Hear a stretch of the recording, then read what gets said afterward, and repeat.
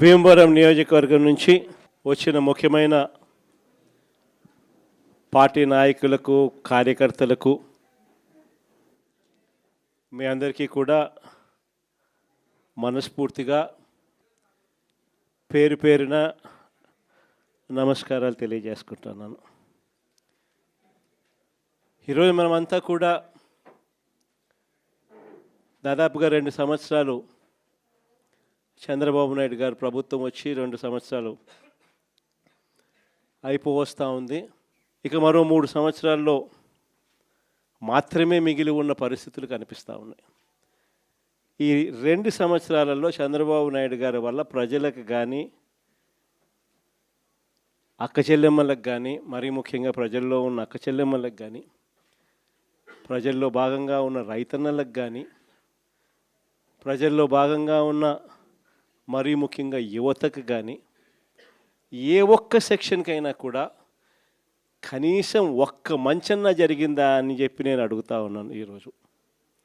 ఎందుకనంటే చంద్రబాబు నాయుడు గారు అధికారంలోకి వచ్చిన తర్వాత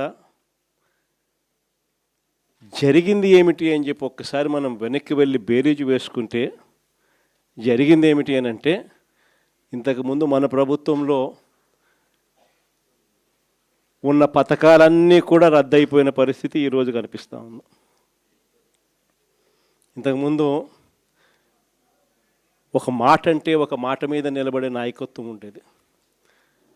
ఒక మేనిఫెస్టో అంటే ఒక మేనిఫెస్టోలో చెప్పింది అది ఒక భగవద్గీతగా భావించి, ఒక బైబిల్గా భావించి, ఒక ఖురాన్గా భావించి చెప్పిన ప్రతి మాట కూడా ప్రజలకు మనం మాటిచ్చాం, ఖచ్చితంగా చేయాల్సిన ధర్మం మన మీద ఉంది అని చెప్పి భావించే ఒక నాయకత్వం ఉండేది. ఒక మాట, ఒక పాలకుడు నోట్లో నుంచి ఒక మాట వస్తే ఆ మాట ఖచ్చితంగా నిలబెట్టుకోవాలని తపన, తాపత్రయం పాలనలో కనిపించేది. అలాంటి మన పాలన నుంచి క్రమం తప్పకుండా ప్రతి నెల కోవిడ్ లాంటి సమస్యలు ఎన్ని ఎదురైనా కూడా ఏ రోజు కూడా మనం మన సమస్యలను చెప్పి ప్రజలకు ఇది ఎగరగొట్టాలని చెప్పి ఏ రోజు ఆలోచన జరగల మన ప్రభుత్వ హయాంలో.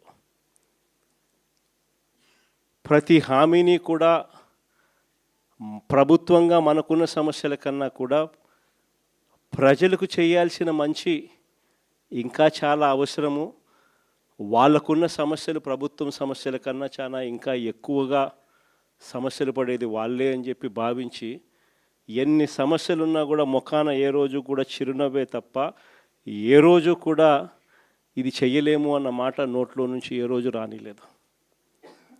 చిక్కటి చిరునవ్వుతోనే ఎన్ని సమస్యలున్నా కూడా ప్రజలకు చెప్పిన ప్రతి మాట కూడా చేయగలిగాము అని చెప్పి కూడా ఈరోజు కూడా సగర్వంగా తలెత్తుకుని చెప్పుకునే ప్రభుత్వం మనది. కానీ చంద్రబాబు నాయుడు గారు వచ్చిన తర్వాత ఈ 2 ఏళ్లలో గమనించింది ఏమిటి అని అంటే, మన పథకాలన్నీ ఓవైపున రద్దు చేసేసినాడు, మరోవైపున ఆయన చెప్పిన సూపర్ 6లని, సూపర్ 7లని ఏదైతే ప్రజలకు మభ్యపెడుతూ మోసం చేస్తూ చెప్పినాడో అవన్నీ కూడా ఈరోజు అబద్ధాలుగా తేలిపోయి ఉన్న పరిస్థితులు ఈరోజు మన కళ్ళ ఎదుటే కనిపిస్తూ ఉన్నాయి. సూపర్ 6 అన్నాడు, సూపర్ 7 అన్నాడు. ఎన్నికలప్పుడు అయితే మామూలుగా మాట్లాడాల. వాళ్ళు చేసిన ప్రచారాలు అయితేనేమి, వాళ్ళు ఇచ్చిన అడ్వర్టైజ్మెంట్లు అయితేనేమి, వాళ్ళు ఇచ్చిన టీవీలో యాడ్లు అయితేనేమి, ఇంటింటికి వెళ్ళి బాండ్ల రూపంలో ఇదిగోమ్మ చంద్రబాబు నాయుడు సంతకం పెట్టినాడు, ఇదిగోమ్మ పవన్ కళ్యాణ్ సంతకం పెట్టినాడు, ఇదిగోమ్మ ఇద్దరు కలిసి సంతకాలు పెట్టించిన బాండ్ డాక్యుమెంటు.